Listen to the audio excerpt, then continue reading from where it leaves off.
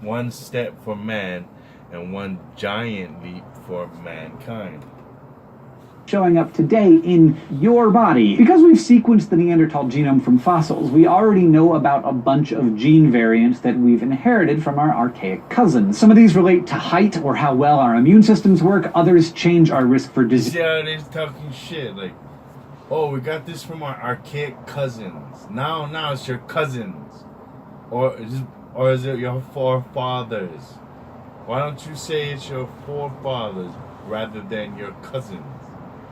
How can my cousins give me something if it's more like our forefather gave us this, right?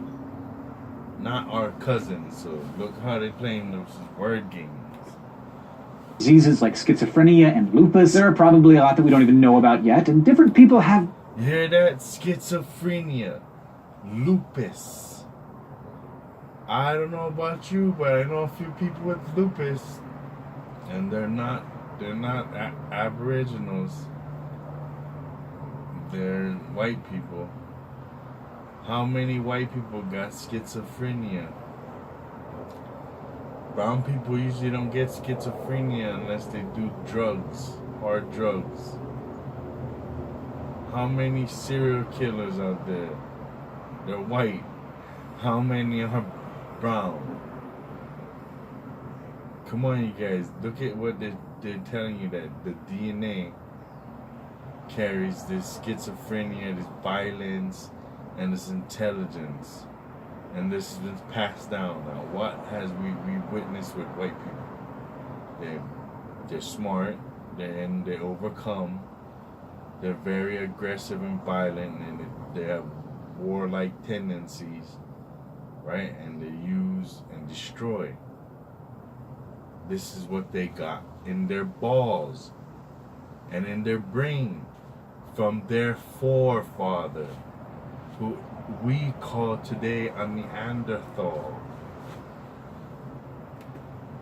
Different ones. One way these genes might affect us is by altering how often these genes are expressed or turned on. Turning on a gene means using that DNA sequence to make a kind of copy in the form of RNA, which is then used ultimately to make proteins. If a gene is highly expressed, that means it's getting used to make lots of RNA, which usually means more of that gene's protein is getting made. So if the remaining bits of Neanderthal DNA in our genome are changing how genes are expressed, that could be really important for human health. To find out what's going on, geneticists at the University of Washington measured levels of RNA in different tissues from more than 200 people who had Neanderthal ancestry. They looked at over 5,000 spots in their genomes where the people had inherited both a Neanderthal version of the gene from either their mom or dad, and a modern human copy from the other parent. This way, they could see whether one was expressed more than the other. We usually think of these two versions of a gene, what geneticists call alleles, as being used pretty much equally. But it turned out, a quarter of the time, there was a difference in how much the Neanderthal copy was expressed compared to the modern human version. That's a lot of places where having Neanderthal DNA might change something. The geneticists also noticed something else. Sometimes Neanderthal sequences were used less than the modern human counterparts, and sometimes they were used more, but overall, they balanced out. But when they compared different kinds of tissues from different parts of the body, and they tested more than 50 of them,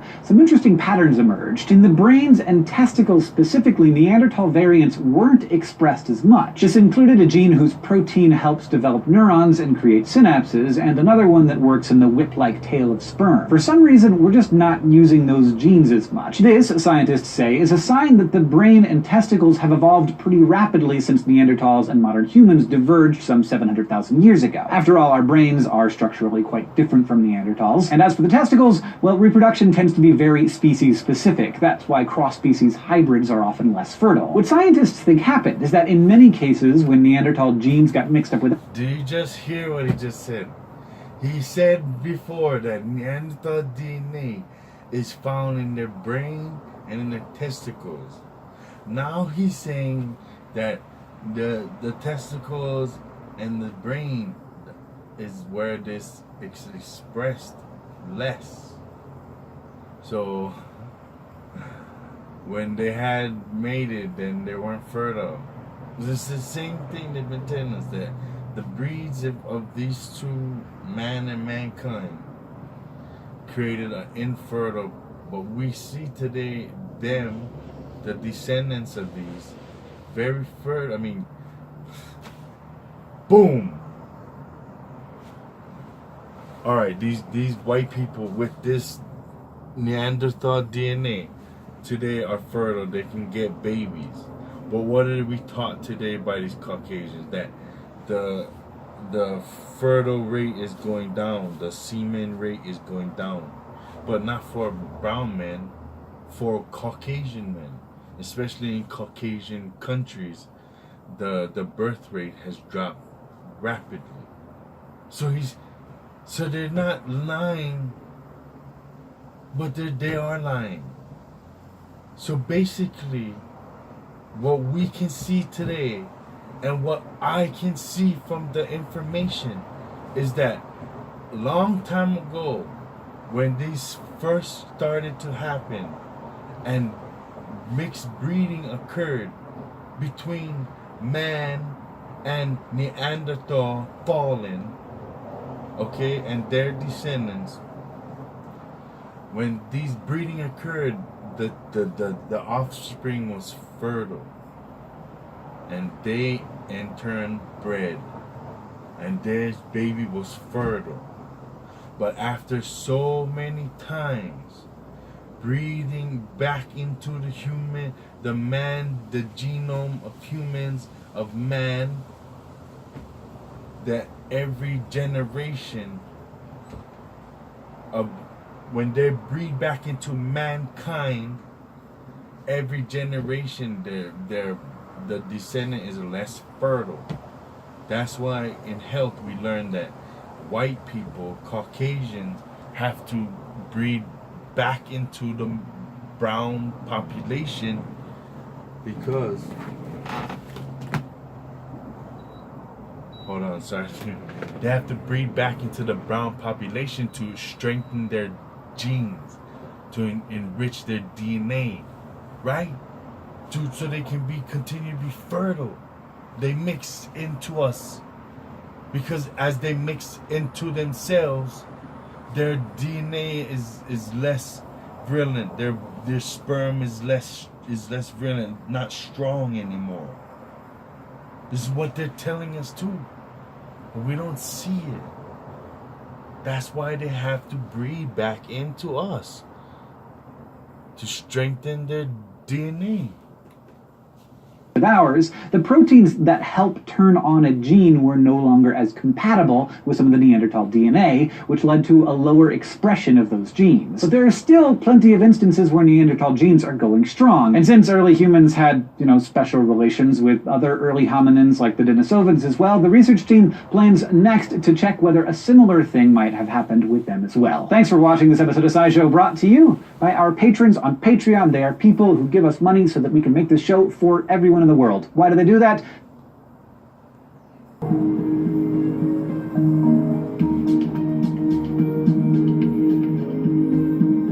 Over the past about 10 years or so, there's been a revolution in our ability to read DNA from ancient fossils. And this has revealed some amazing things about recent human evolutionary history. And one of the most striking is that humans, our ancestors, interbred with Neanderthals. This is about 50,000 years ago that this happened. And there's still a remnant of that interbreeding in the genomes of many modern humans living today.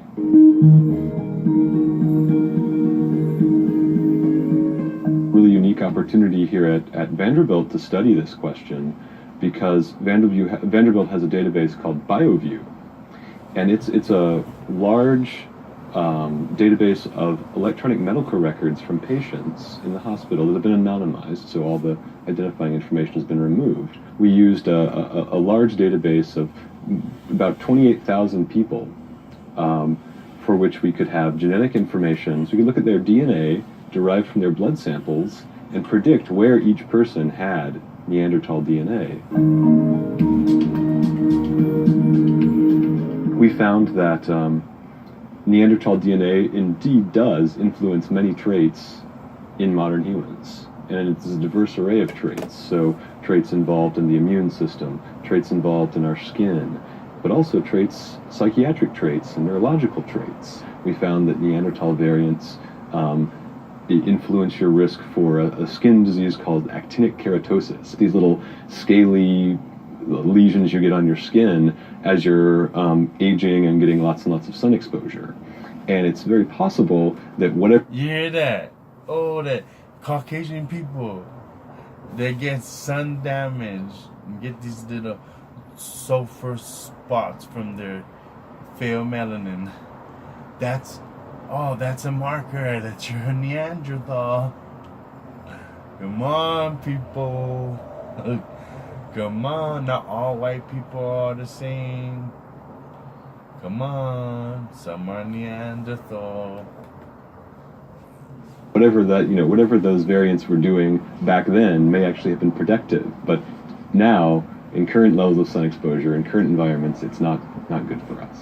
So, I mean, another immune-related phenotype that we found a very, very strong association with was something called hypercoagulability. So that sounds complicated, but it just means your blood clots more quickly.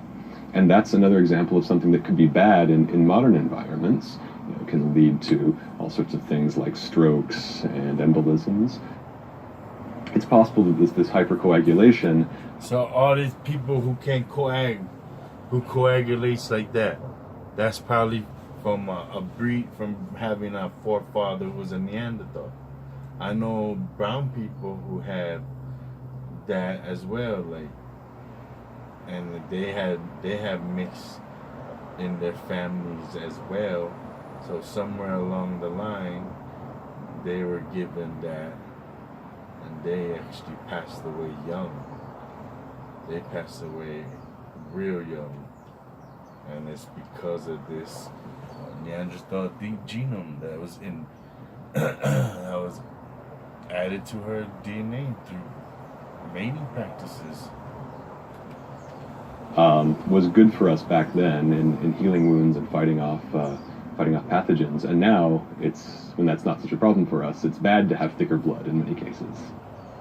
A couple of the really unexpected associations we found were with what I'll broadly call some psychiatric traits. So, for example, we found that if we looked at Neanderthal variants overall in an individual, we could better predict their risk for depression. And now I want to be clear that's not that Neanderthals are... How's that? Depression.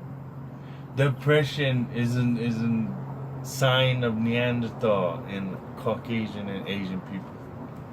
Or just making us depressed. It's some Neanderthal DNA increases your risk, and other bits of Neanderthal DNA in other parts of your genome decreases your risk.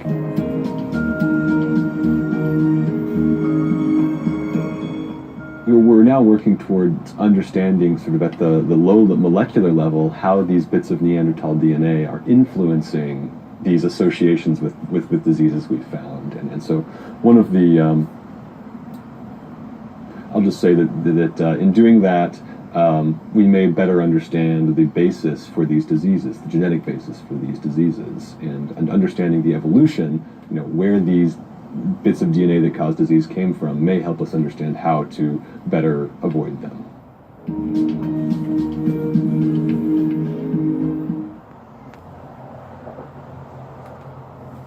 This is the skull of a modern human, and this is from a Neanderthal.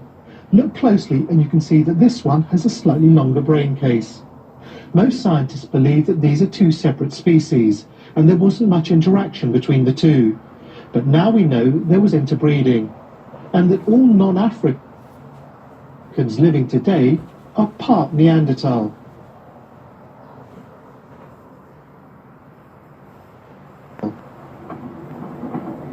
The researchers extracted DNA from Neanderthal fossils and compared it with that taken from people living today.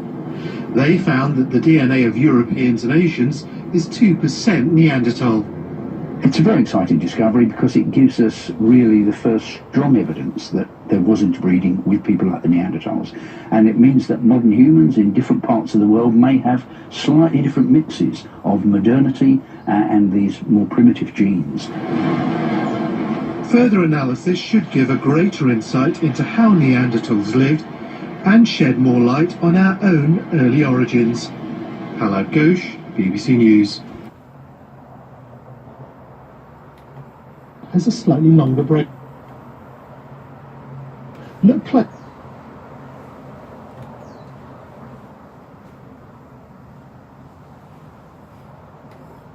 and you can see that this one has a slightly longer brain case. Most scientists believe that these are two separate species, and there wasn't much interaction between the two. But now we know there was interbreeding, and that all non-Africans living today are part Neanderthal. The researchers extract 1 in 16 people have the H. Do you have the H? Let me know. Because if you do, then we must be related on some level of life. Neanderthal ancestry. What? I have more Neanderthal in me than 93%? Straight now look hair. at the I don't people. really have straight hair, more Straight wavy, hair. but less likely to sneeze after eating dark chocolate. Chocolate, Yeah, I don't do no that. sneezing, Height. less Well, back I've always hair. been pretty tall. Really, Wow, really that's tall really cool. white Okay, people. You want a Neanderthal. Awesome. Neanderthal. Okay, let's go back. Let's see what else we got. Okay, I don't have this. I don't have this. That's good. And when you look at history, the European countries, the tall ones especially today, prior to World War II and World War I, they were a lot shorter. It just so happens after these wars, all of a sudden they just skyrocketed in height. And that's because they continued the breeding practices.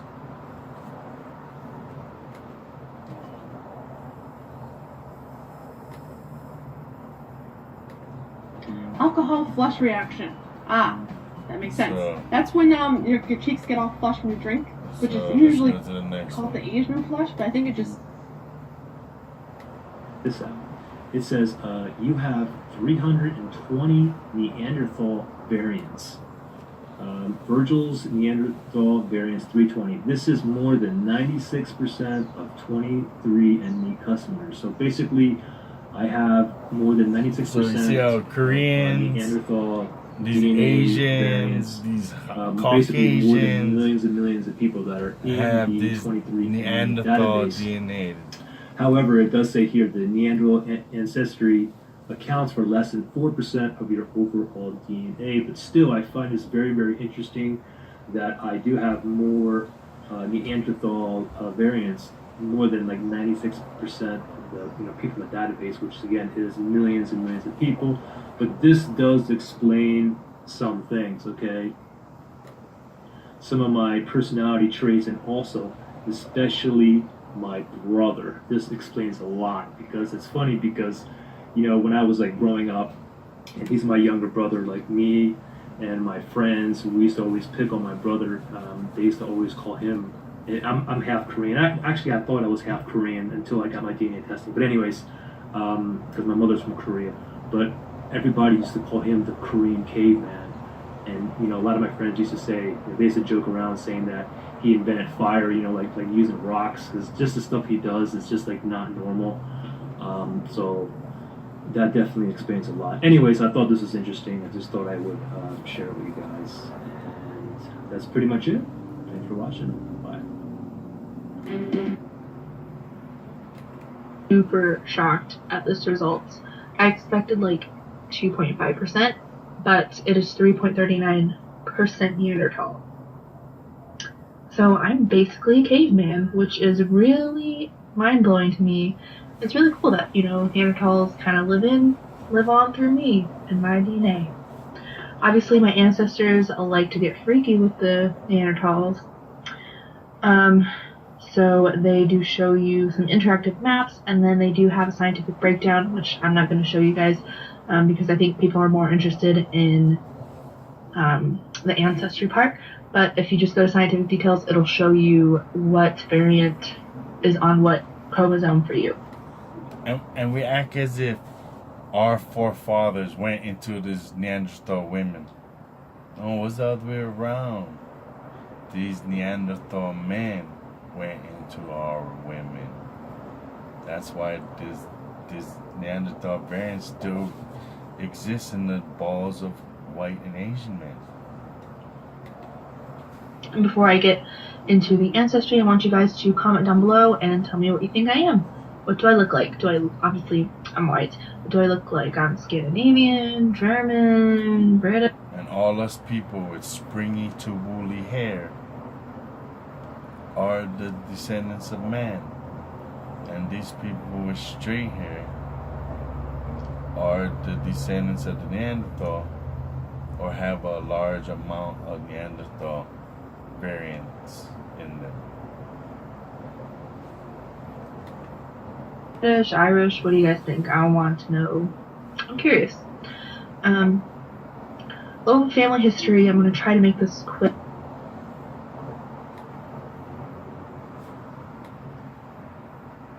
It's from a Neanderthal.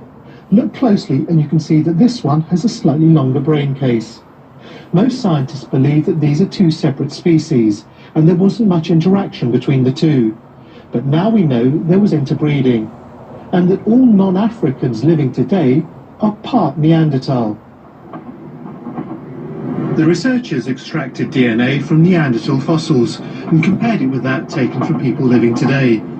They found that the DNA of Europeans and Asians is 2% Neanderthal. Up to 25, 30% in some. Alright? Let's get it.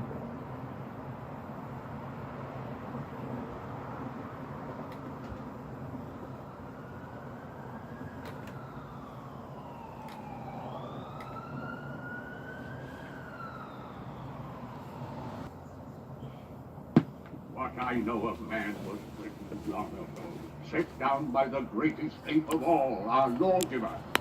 Cornelius, come here. Reach into my pocket. Read to him the 29th scroll. 6 words. Beware the beast man, for he is the devil's pawn. Alone among God's primates, he kills for sport, or lust, or greed.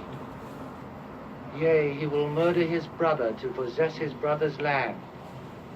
Let him not breed in great numbers, for he will make a desert of his home and yours. Shun him. Drive him back into his jungle lair, for he is the harbinger of death.